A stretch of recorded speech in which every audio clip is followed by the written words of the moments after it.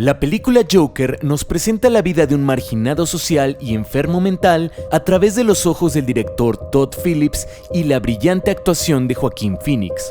En ella, nosotros podemos ver cómo un hombre perturbado desciende cada vez más en el resentimiento y la ira hasta que finalmente sus circunstancias sociales y enfermedad mental lo llevan a cometer una serie de asesinatos violentos en Ciudad Gótica.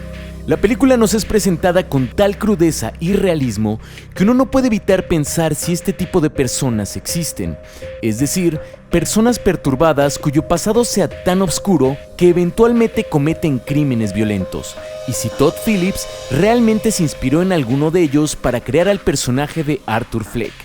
Eso es precisamente de lo que hablaremos hoy, y es que el personaje de Joker comparte varias características con algunos asesinos seriales del mundo real. De hecho, uno de estos asesinos incluso tiene una referencia dentro de la película Joker.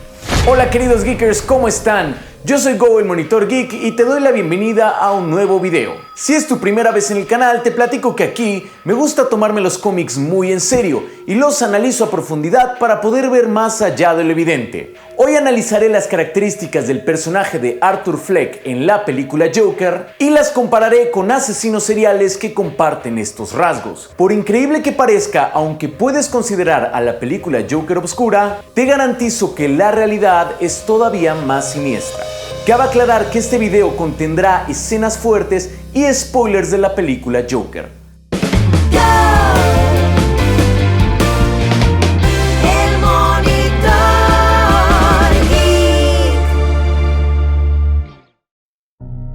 Cuando Arthur Fleck roba el expediente de su madre, Penny Fleck, del asilo Arkham, se da cuenta de varios elementos de su pasado que había olvidado. Según las transcripciones en el expediente, Penny había puesto en peligro la vida de Arthur cuando era niño, dejándolo sin comer, permitiendo que sus parejas abusaran de él y con una serie de castigos extremos. Según el reporte, el pequeño Arthur fue encontrado amarrado de un radiador, golpeado, desnutrido y prácticamente al borde de la muerte. Aquí uno se pregunta, ¿qué consecuencias pueden tener estos actos en la vida de un niño? Para responder eso, vamos a poner el ejemplo de un asesino serial que también sufría de abusos y era expuesto a castigos extremos por parte de su madre, el asesino Edmund Kemper, mejor conocido como el asesino de las colegialas. Kemper es conocido por haber matado oficialmente a 10 mujeres, entre ellas su madre y su abuela, aunque él afirma que tiene más de 50 víctimas, casi todas mujeres. El camino de Kemper hacia una serie de asesinatos llenos de odio probablemente comenzó en su niñez, cuando sus padres se divorciaron y él se quedó a vivir con su madre. A partir de este momento, fue criado en un hogar desordenado y sufría del constante abuso de su madre, quien lo encerraba en el sótano, lo alimentaba con cabezas de pescado y lo humillaba verbalmente de muchas maneras, ya que lo culpaba de su divorcio. En estos momentos en los que el pequeño Kemper se encontraba encerrado en este sótano, comenzó a tomar un gusto particular por jugar a desmembrar las muñecas de sus hermanas, a quienes su madre no trataba igual. En ocasiones, Kemper pasaba algunos días con sus abuelos, quienes lamentablemente también lo hacían sentir como una carga.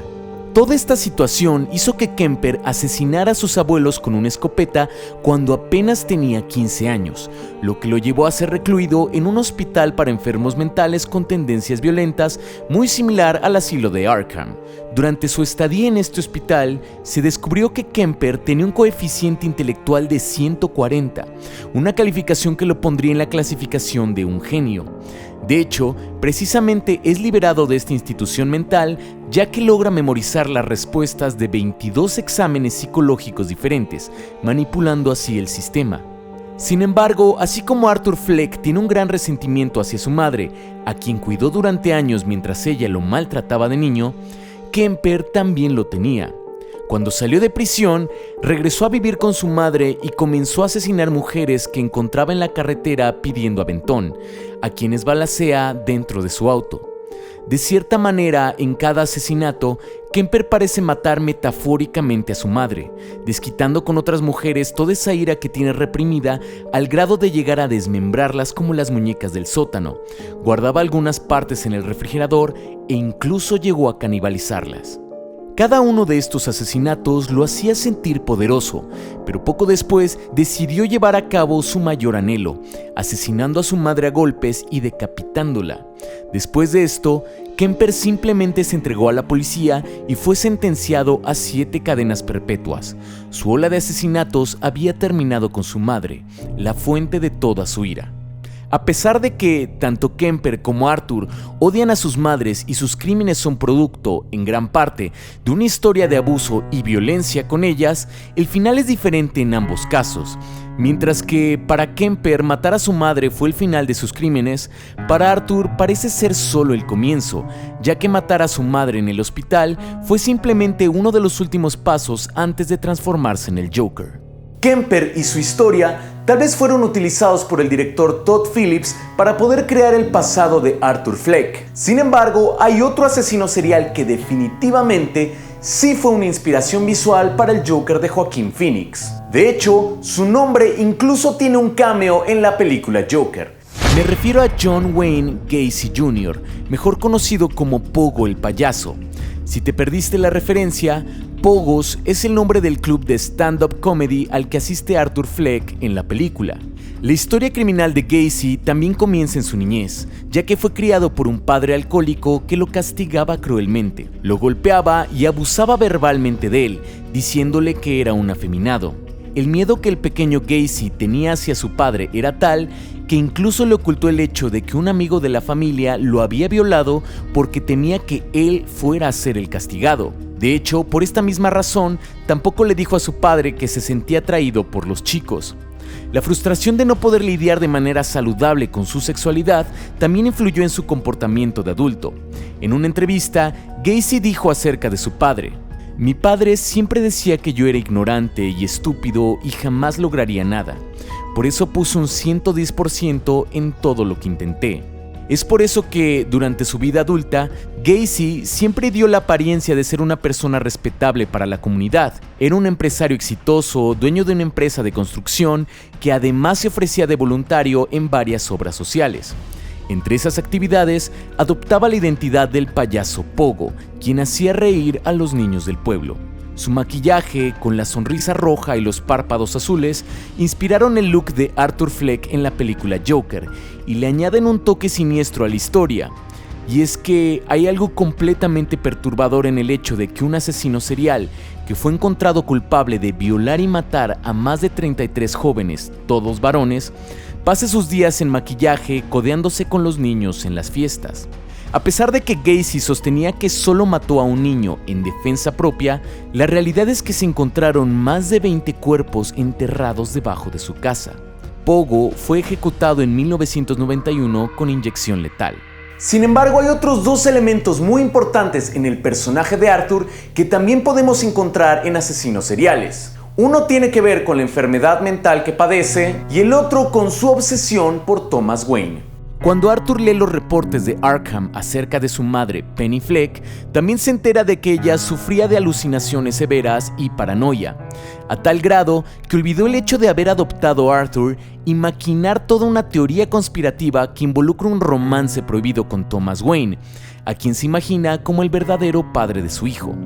Estos síntomas son un indicio de que Penny sufre de psicosis, una enfermedad mental que se caracteriza por la pérdida del sentido de realidad y alucinaciones. Cabe aclarar que hay un factor genético involucrado en esta enfermedad, lo que explica por qué Arthur también sufre de las mismas alucinaciones. Las alucinaciones de Penny, las cuales desarrolla a lo largo de sus cartas, hacen que Arthur crea que Thomas Wayne es su padre, y hay un punto en la película en el que Arthur se obsesiona con la figura paterna de Thomas a tal grado de acosarlo en su casa y en el teatro.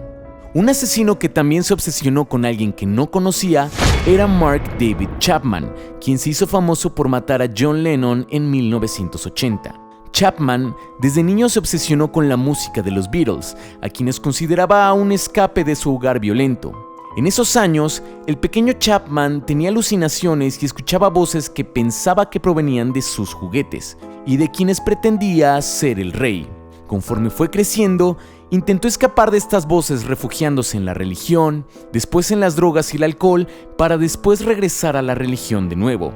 Este ciclo de adicciones pone en evidencia la personalidad obsesiva de Chapman, una obsesión que finalmente se concentró en dos intereses: la religión y los Beatles. Cuando John Lennon dice en 1965 que los Beatles eran más grandes que Jesús, las dos obsesiones de Chapman entran en conflicto y la imagen idealizada que él tenía de John Lennon se vino abajo. En su mente perturbada, Chapman llega a la conclusión de que únicamente matando a John Lennon, su conflicto interno podría estar en paz. 15 años después del comentario de Lennon, el incidente aún despierta furia en la mente de Chapman, quien viaja a Nueva York con la intención de matar al músico. El día del asesinato, cuando John Lennon sale de su apartamento, Chapman se acerca a él para pedirle un autógrafo y deja que Lennon se marche. Chapman entonces lo espera y lo asesina varias horas después, cuando Lennon regresa a su apartamento. Un acto que representa esta contradicción de los asesinos acosadores, quienes lastiman precisamente a la figura con la que se obsesionan. No obstante, el asesinato de John Lennon no se debió únicamente a sus polémicas declaraciones, y es que en unas cintas, Chapman dice que matará a Lennon porque ya no quiere ser el don nadie de siempre, lo cual nos habla de una necesidad de reconocimiento. ¿Será acaso que Arthur Fleck también deseaba el reconocimiento de la sociedad y de Thomas Wayne? De hecho, al final de la película, vemos a Joker bastante satisfecho con toda la atención que ha logrado con sus crímenes, y es que resulta que hay ocasiones en las que los asesinos acosadores no lastiman para nada a quien acosan, sino que realizan un crimen con la intención de atraer la atención. Tal es el caso de John Hinckley Jr., quien estaba obsesionado con la actriz Jodie Foster e intentó matar al presidente Ronald Reagan para llamar su atención.